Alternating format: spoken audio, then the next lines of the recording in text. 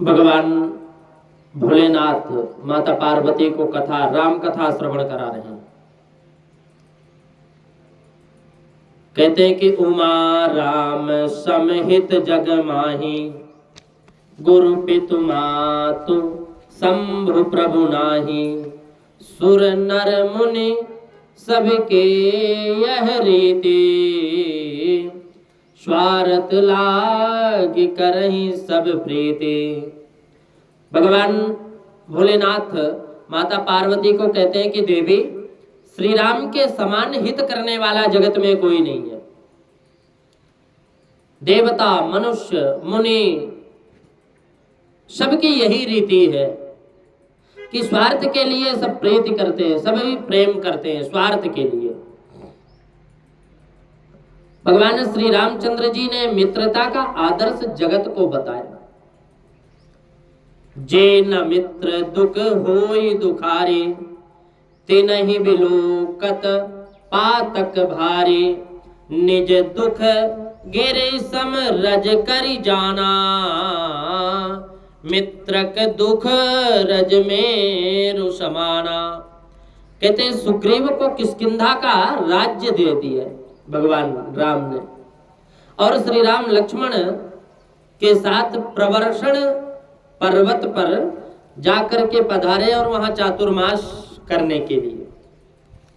चातुर्मास में तुमको भी प्रवर्षण पर्वत के ऊपर दर्शन करने तो अवश्य जाना चाहिए। कुछ क्षण वहां भगवत नाम संकीर्तन करना चाहिए। ज्ञान भक्ति और वैराग्य जहां वर्षा हो, ज्ञान भक्ति और वैराग्य की जहां वर्षा हो, उसी का नाम है प्रवर्षण। जहां ज्ञान है, भक्ति है, वैराग्य है, उसी जगह का नाम है प्रवर्षण। ऐसी सात्विक भूमि खोज कर जहां जाने के पश्चात भक्ति बढ़े, सात्विक भाव जागृत हो, ऐसी कोई पवित्र भूमि खोजकर एकांत में बैठकर ध्यान करना चाहिए। प्रभु का कीर्तन करो। 4 महीने तक रामचंद्र जी ने लक्ष्मण जी के साथ एक प्रवर्षण पर्वत पर विराजे। सुग्रीव को किष्किंधा का राज्य मिला। राज्य सुख में सुग्रीव इतने फंस गए कि 4 महीने में एक दिन भी भगवान श्री राम जी के पास दर्शन करने या बात करने के लिए, मिलने के लिए नहीं आए। राज्य सुख में सुग्रीव इतने फंस गए, राम जी की सहायता करने के निमित्त दिए गए वचन को भी भूल गए। राम काज सुग्रीव विसारा। अत्यंत सुख में जीव भान भूल जाता, अपना ध्यान भूल जाता है।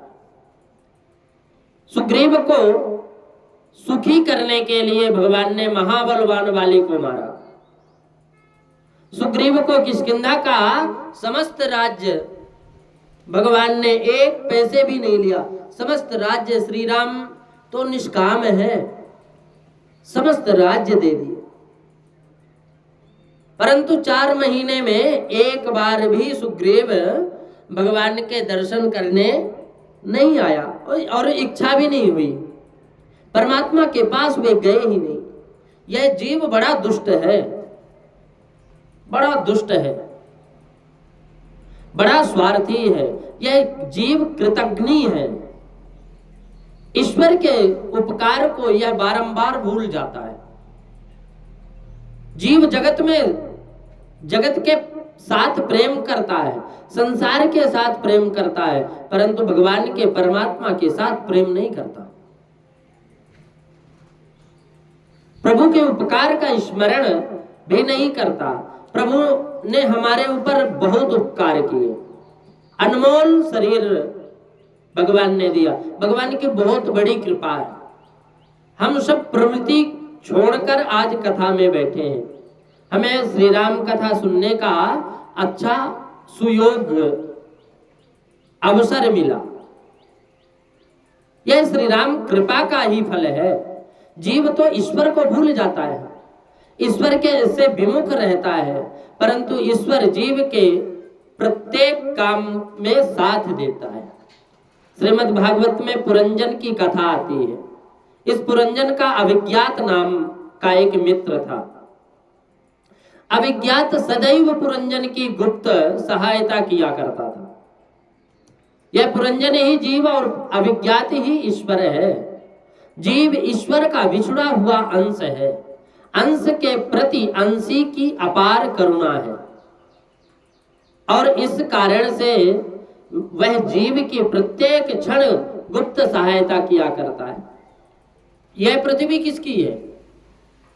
मनुष्य परमात्मा की भूमि पर बैठा हुआ है। मनुष्य प्रभु की पृथ्वी के ऊपर चलता है। मनुष्य परमात्मा के दिए हुए जल का पान करता है। परमात्मा के उपकारों का स्मरण करना चाहिए। हम लोग भूल जाते हैं। तुम सुख में प्रभु की भक्ति करोगे तो तुम्हारे घर कभी दुख नहीं आएगा। बहुत से जीव ऐसे होते हैं कि वे दुख में ही भक्ति करते हैं। दुख में की गई भक्ति सच्ची भक्ति नहीं होती, वो कच्ची भक्ति होती है। एक ही लड़का था, वह बहुत बीमार था। एक व्यक्ति थे, उनके एक ही संतान थी और बहुत बीमार था वो लड़का। उसे विषम ज्वर हो गया। विषम ज्वर का मतलब टाइफाइड हो गया। डॉक्टरों ने भी जवाब दे दिया। इसलिए उसने ठाकुर जी से प्रार्थना की, हनुमान जी महाराज से प्रार्थना की। और दुख में अधिकांश लोग भक्ति करते, सुख में सबका स्मरण किया जाता है ना, लेकिन दुख में राम का स्मरण किया जाता है। बालक ठीक हो गया, बड़ा हुआ, उसका विवाह हुआ, उसके घर पुत्र भी उत्पन्न हुआ। परंतु जब टाइफाइड हुआ था, जब मृत्यु की सैया पर पड़ा था, तब जैसा भाव भगवान पे था वैसा भाव सुख में कहाँ रह सकता है। दुख में तो सभी ईश्वर की भक्ति करते हैं, परंतु दुख में जो परमात्मा की भक्ति की जाती है ना, वह कच्ची भक्ति है। सुख में जो भक्ति की जाती है वह कच्ची भक्ति है। उसी की कच्ची भक्ति सच्ची भक्ति होती है उसकी, जो सुख में करते हैं। और जो दुख में करते हैं वो तो अपने स्वार्थ के लिए करते हैं। भगवान तुमको अधिक सुख देंगे तो तुम क्या करोगे? कितने ही तो आराम कुर्सी पर पड़े पड़े आराम करेंगे कि ठाकुर जी ने बहुत सुख दिया है, प्रभु बहुत कुछ दिया है, बहुत सुख मिले तो अधिक भक्ति करो। आज जगत में अधिक जीव दुखी है। अपने को प्रभु ने बहुत सुख दे दिया। जिसको प्रभु ने बहुत सुख देते हैं ना, उसको भगवान अधिक परोपकार करना चाहिए, लोगों का सहयोग करना चाहिए। कितने ही ऐसा समझते हैं कि जो हमको मिला है वह हम मौज और शौक में क्यों ना खर्च करें, हम मजा क्यों ना उड़ाएं। अरे परमात्मा क्या मौज और शौक के लिए धन देते हैं? किसी जीव को ईश्वर जब अधिक धन देते हैं ना, तब प्रभु ऐसी अपेक्षा रखते हैं कि मेरे बालकों की, यह जब अधिक धन देते हैं तो ये विचार करते हैं कि मेरे बालकों की यह सेवा करेगा, दूसरों के आंसुओं को पोंछेगा, दूसरों को सुखी करने के लिए परमात्मा अधिक धन देते हैं। सुख में जो भक्ति करता है, सुख में जो परमात्मा को साथ रखता है, वह प्रभु की कृपा से किसी दिन भी वो दुखी नहीं होता। दुख में जो भगवान को याद करते हैं, परमात्मा उसी उसको दुख सहन करने की शक्ति देते। दवाखाने में ऑपरेशन करना होता है तो उस समय शरीर के जिस स्थान पर चाकू चलाना होता है ना, उस स्थान पर कोई दवा लगाई जाती है। उस दवा से वह अंग सुन्न हो जाता है। उसके पश्चात फिर चाकू लगाते हैं। चाकू चलाने पर दवा के कारण मनुष्य को खबर ही नहीं पड़ता। मेरे शरीर में कोई शाल क्रिया चल रही है, कुछ भी पता नहीं। दवा में जब ऐसी शक्ति है कि शरीर में शल्य क्रिया होने पर भी दुख नहीं होता, तब फिर सर्वशक्तिमान ईश्वर परमात्मा भगवान नारायण जिसके साथ हो उसे दुख का अनुभव हो ही नहीं सकता। सुख दुख में भगवान को साथ रखो, ऐसा अभ्यास डालो कि प्रभु को साथ रखकर मैं सुख भोगूं। परमात्मा को साथ रखकर जो दुख सहन करता है ना, उसके मन के ऊपर दुख का बहुत असर नहीं पड़ता। फिर संतों के चरित्र पढ़ोगे तो पता चलेगा कि हमें तो कोई दुख मिला ही नहीं। ठाकुर जी ने हमें बहुत सुख दिया है। हमें जैसा सुख वैसा सुख है वैसे तो किसी को भी नहीं मिला होगा। तुकाराम महाराज का चरित्र सुनोगे तो पता चलेगा कि महाराज को लोगों ने बहुत दुख दिया था। दुर्जन बहुत स्वभाव है कि अकारण दूसरों को दुख दे देते हैं। तुकाराम महाराज के चरित्र में लिखा है कि होली के दिनों में तुकाराम महाराज के पास एक गधा लेकर के दुर्जन लोग आए। उन्होंने महाराज से कहा कि इस गधा पर तुमको बैठाकर लोगों को बरघोड़ा बारात निकालना है। तुकाराम महाराज शांति निष्ठ थे। महाराज ने विचारा कि मैं मना करूंगा तो ये लोग फिर जबरदस्ती करेंगे, इसकी अपेक्षा मैं ही प्रेम से स्वीकृति क्यों ना दे दूं। इसलिए महाराज ने कहा कि बहुत ठीक है, मेरा वर घोड़ा निकालने की इच्छा है तो भले ही निकालो। महाराज को गधे के ऊपर बैठाया। दुर्जन क्या नहीं करते। महाराज को गांव में पूरे में घुमा दिए, परंतु महाराज की शांति भंग नहीं हुई। महाराज की शांति समान रूप में स्थिर थी। तुकाराम महाराज के चरित्र में अनेक बार चमत्कार हुए, परंतु वे सभी चमत्कार प्रभु ने किए। प्रभु ने किया, अनेक बार हुए। भगवान महाराज ने कभी एक भी चमत्कार नहीं किया। महाराज विचारते थे कि मुझे अपने पुण्य का नाश नहीं करना है।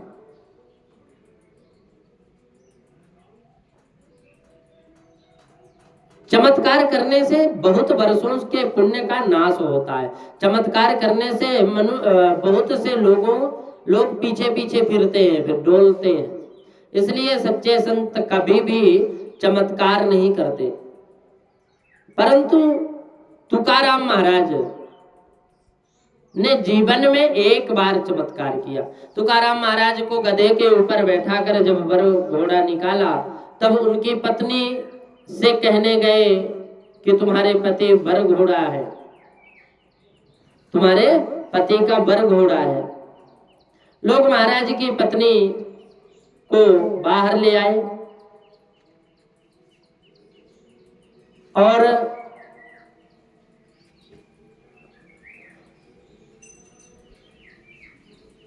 वहां तुकाराम को गधे के ऊपर बैठाकर वर घोड़ा निकाला तो उनकी पत्नी से कहने गए कि तुम्हारे पति वर घोड़ा है। पत्नी को बहुत दुख हुआ कि बिना कारण मेरे पति को लोग पीड़ा देते हैं। वे रोने लगी। तब तुकाराम महाराज बड़े मंद मुस्कुराहट में, स्मृत हास्य में करते बोले कि तू किस लिए रोती है? ये गधा नहीं है, यह तो विठ्ठलनाथ जी ने मेरे लिए गरुड़ को भेजा है। मैं गधे के ऊपर नहीं, गरुड़ के ऊपर बैठा हूं। जगत को गधा दिखाई दिया, महाराज की पत्नी को गरुड़ दिखाई पड़ा।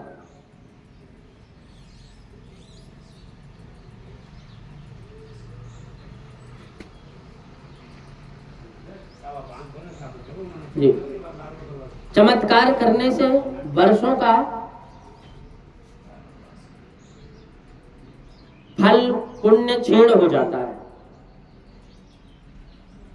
लेकिन तुकाराम जी ने अपने पत्नी को चमत्कार दिखाए। बोले ये गरुण देव के ऊपर विराजे हैं हम, ये कोई गधा नहीं है। लोगों को गधा दिखाई दे रहा था, लेकिन पत्नी को वरुण देव दिखाई दे रहे थे। जीवन में सुख दुख के मान अपमान के प्रसंग आए तब घबराना नहीं चाहिए। अरे जगत खोटा है तो जगत में मिला हुआ मान भी खोटा है, और कदाचित कोई अपमान करे तो वह भी खोटा है। जगत का जीव मान दे तो उससे राजी होना नहीं। जगत कोई अपमान, कदाचित कोई अपमान करे तो नाराज भी नहीं होना है। दोनों से मान पत्र प्राप्त करने की अपेक्षा मत रखो, कारण कि ये स्वार्थ से भरे हुए होंगे, इसलिए वे सत्य होंगे। और आज मान पत्र देने वाला कदाचित कल अपमान भी कर सकता है। सच्चा मान पत्र तो अपने मन के द्वारा मिलता है। तुम्हारा मन ही तुमको सच्ची रीति से पहचानता है, इसलिए उसके द्वारा दिया हुआ मान पत्र ही सच्चा है। मन का मान पत्र तुम्हारे सद्गुणों के लिए ही होगा, स्वार्थ के लिए नहीं। मन के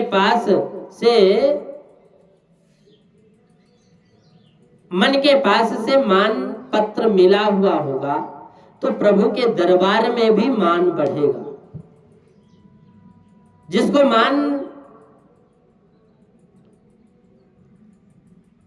भगवान के दरबार में मान मिलता है, जिसको, वह धन्य है। मृत्यु के समय जगत का मिला हुआ मान पत्र साथ जाएगा नहीं। भगवान के दरबार में जिसे मान मिल गया, जिसे मान मिलता है, उसका मान स्थिर रहता है। मान अपमान में मन को शांत करने वाला ही महान बन सकता है। जीव के ऊपर प्रभु ने अनंत उपकार किए, परमात्मा के उपकारों को भूलना बड़ा कठिन है। मान अपमान का असर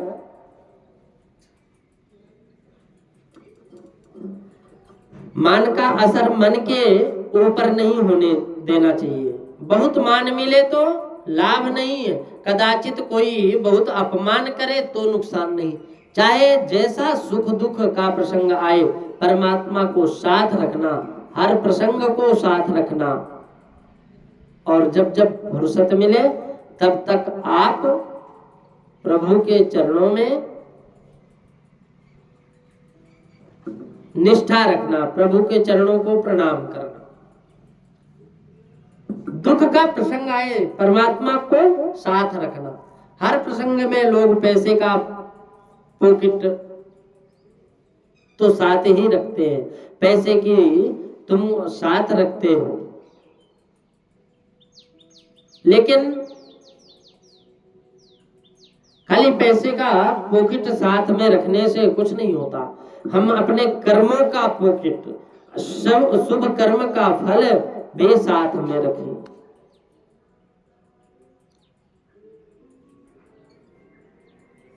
जब जब तुमको फुर्सत मिले तब तक तुम परमात्मा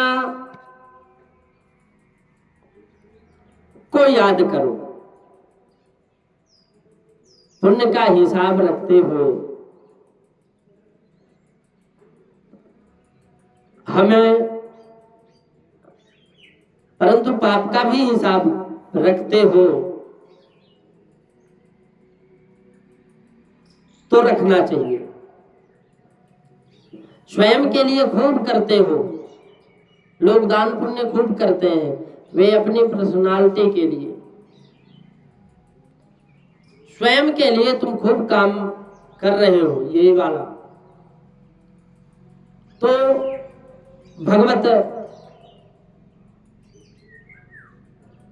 भगवान की कृपा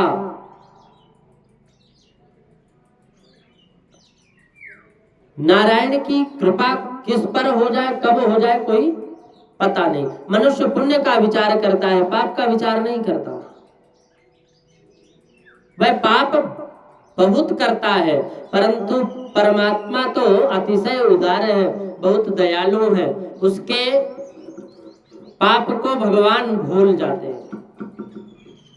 ऐसा विचार करके करते हैं कि प्राणायाम, वो रामायण की कथा सुनने बैठा है और अब वे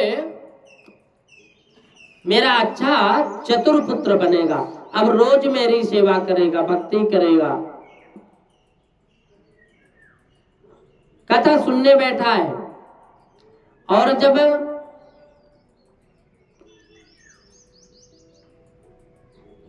परमात्मा देते हैं ना तो फिर छप्पर फाड़ कर देते हैं, चाहे दृष्टि हो या चाहे धन हो। पाप को भगवान भूल जाते हैं और भगवान ऐसा विचार करते हैं कि रामायण की कथा सुनने बैठा है, अब वह मेरा अच्छा चतुर पुत्र है, अब रोज मेरी कथा करेगा, रोज मेरी कथा श्रवण करेगा, रोज मेरी भक्ति ये करेगा, मेरी सेवा करेगा। अब एकादशी का व्रत करेगा, अब एकादशी की रात्रि में हरे राम हरे कृष्ण कृष्ण कृष्ण हरे हरे का कीर्तन करते हुए जागरण करेगा। परंतु जहां एकादशी समाप्त हुई और जीव सब भूल जाता है, कथा समाप्त हुई तो एकादशी भूल जाता है, अपने कर्मों को भूल जाता है, फिर गोरख धंधा में लग जाता है। एकादशी का दिन बहुत पवित्र है, इस दिन खूब भक्ति करो। एकादशी की रात्रि में हरे राम हरे कृष्ण का कीर्तन करना चाहिए। एकादशी को बहुत पवित्र है। कितने ही लोग तो ऐसा समझते हैं कि एकादशी के दिन मंदिर का प्रसादी पाने के लिए ना जाए, लेकिन उसे खाने में कुछ बाधा नहीं है। घर का खाना नहीं खाना चाहिए, परंतु प्रसादी का प्रसाद तो खाना चाहिए, प्रसादी का प्रसाद तो पाना चाहिए, प्रसादी का पान खाना चाहिए। तो किसी जगह ऐसा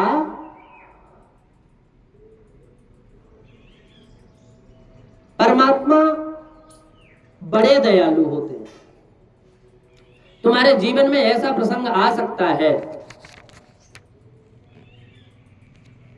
कि तुम जिस मनुष्य के साथ अधिक प्रेम करते हो, उस जिस जीव में तुम अतिशय विश्वास रखते हो, वह भी किसी दिन तुम्हारे साथ धोखा दे सकता है, और दे सकता है नहीं, देगा। प्रारब्ध के अनुसार जीव का स्वभाव भी बदलता है। तुम्हारा साथ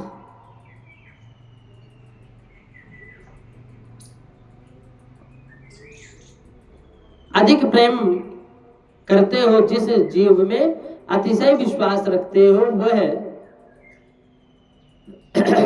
साथ में धोखा दे सकता है।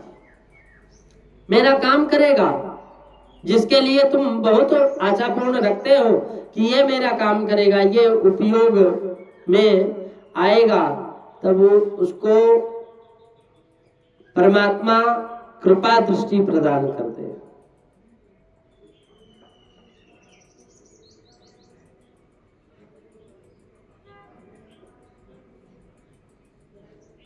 ये परमात्मा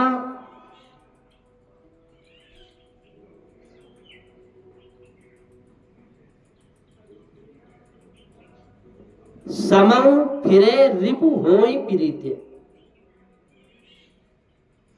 किसी कारण पर तुम्हारा शत्रु जैसा हो जाएगा, मित्र भी तुम्हारा मित्र किसी कारण किसी दिन शत्रु भी बन सकता है।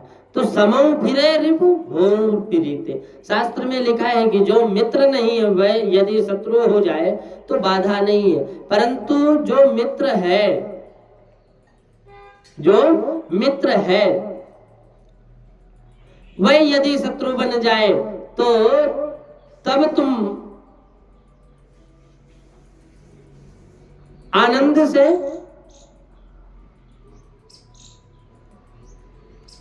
शास्त्रों में और शास्त्रों के अनुसार, शास्त्रों में जो लिखा है शास्त्रों के अनुसार चलना चाहिए। राम कथा हमें जीवन जीना सिखाती है।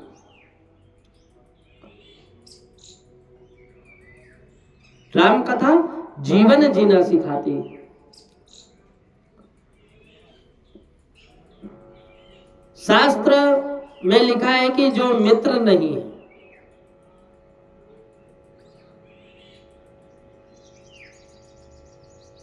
परमात्मा एक ही दृष्टि से सबको देख रहे हैं, अनेक दृष्टि डाल करके बना करके और फिर देखते हैं। अनेक बार भगवान की कृपा करके दुख देते हैं, कृपा भगवान ही कृपा करके दुख देते हैं, और दुख को प्रभु का प्रसाद मानना। संसार के लोग विषय भोगते हैं, उसे देखकर यह लोग भगवान का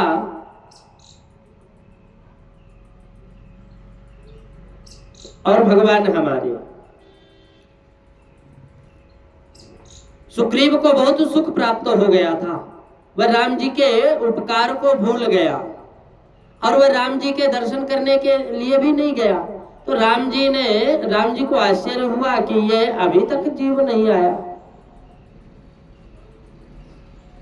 भगवत कृपा अवश्य होनी चाहिए, लेकिन भूलना नहीं चाहिए। सुग्रीव को बहुत सुख प्राप्त हुआ, लेकिन लक्ष्मण जी की आवाज सुनी, लक्ष्मण जी की आवाज सुनी तो झटपटा करके उठा। सुग्रीव को बहुत सुख प्राप्त हो गया था ना, वह राम जी के उपकार को भूल गया था, राम जी के दर्शन करने की इच्छा ही नहीं।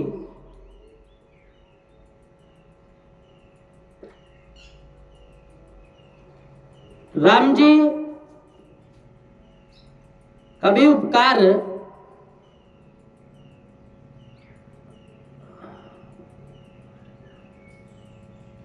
राम जी के दर्शन करने भी नहीं आया सुग्रीव, तो राम जी को आश्चर्य हुआ कि यह कितना निकृष्ट है, उपकार को भी भूल जाता है।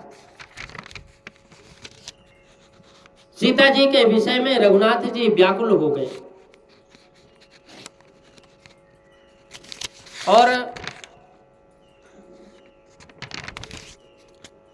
सीता जी के वियोग में रघुनाथ जी व्याकुल हो गए। राम जी लक्ष्मण जी से कहने लगे कि लक्ष्मण, मेरी सीता कहाँ है? मुझे आज कोई खबर दे दे तो मैं अभी वहां जाकर उसको लेकर के आऊं, जाने वाले का विनाश करके सीता जी को लेकर के आऊं। एक बार कैसहु सुधि जानऊ, कालहु जीत निमिष महु आनी। एक बार कैसहु सुधि जानऊ, मैं एक बार कैसे भी जान जाऊं सीता जी के बारे में। तो कालहु जीते निमिष महु आनऊ, कतऊ रहऊं जो जीवति जो होई, तात जतन कर आनऊ सोई। सुग्रीवहु सुधि मोरि विसारे पावा राज कोशपुर नारे। लक्ष्मण सुग्रीव को सुखी करने को मैंने बाली को मारा, परंतु सुग्रीव उपकार को भूल गया। अब तुम सुग्रीव को सावधान करो। लक्ष्मण जी ने कहा कि मैं अभी किष्किंधा जाता हूं। इस ओर हनुमान जी ने सुग्रीव को सावधान करते हुए कहा कि तुम श्री राम जी की सेवा को भूल गए हो, यह ठीक नहीं है। राज संपत्ति और राज सुख ऐसा ही है। श्री हनुमान जी ने वानर सेना को इकट्ठी होने की आज्ञा दी। लक्ष्मण जी किष्किंधा में गए। लक्ष्मण जी ने अत्यंत क्रोध किया। उस समय तारा समझाने लगी, बाहुकाल मनाश्वासम दुःखमेवानुभूतवान् इदानीं बहु दुःखोद्भाव दूरिभिर्भिरर्चितः भगवत् प्रसाद सुग्रीवः भगवत् प्रसाद सुग्रीवः प्राप्तौ सौख्यौ महात्मते। आज तक सुग्रीव ने बहुत दुख भोगा है, आप की कृपा से इसे सुख मिला है। ये राम सेवा को भूले नहीं है, आप क्षमा करो। तारा लक्ष्मण जी को समझाने अंदर ले गई। सुग्रीव ने स्वीकार किया कि मेरी भूल हुई है। यह राम जी की माया ही है कि अच्छों को भुलावे में डाल देती है जी। सुग्रीव ने भूल को कबूल कर लिए। विषय मोर हर लीन ज्ञाना नाथ विषय सम मधु कछु आनो। नाथ विषय सम मद कछु नाही मुनि मन मोह करई छन माही। विषय वश्य सुर नर मुनि स्वामी मैं पावर पशु कपि अति कामी। मैं अपराधी हूं। सुग्रीव कहते हैं कि मैं अपराधी हूं, परंतु यह तो राम जी की माया का अमित प्रभाव है। राम जी की माया तो ज्ञानी पुरुषों को भी नचाती है, ज्ञानी पुरुषों को नचा देती है। मैं तो साधारण पशु हूं और उसमें भी अति बानर हूं।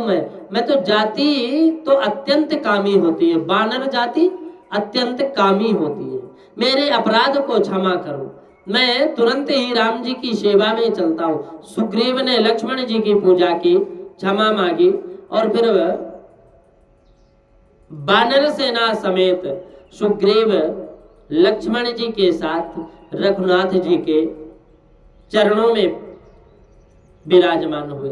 हनुमान जी की कृपा, हनुमान जी पहले ही सचेत कर रहे थे, लेकिन देखे कि जब लक्ष्मण आएंगे ना तो कुछ ज्यादा ही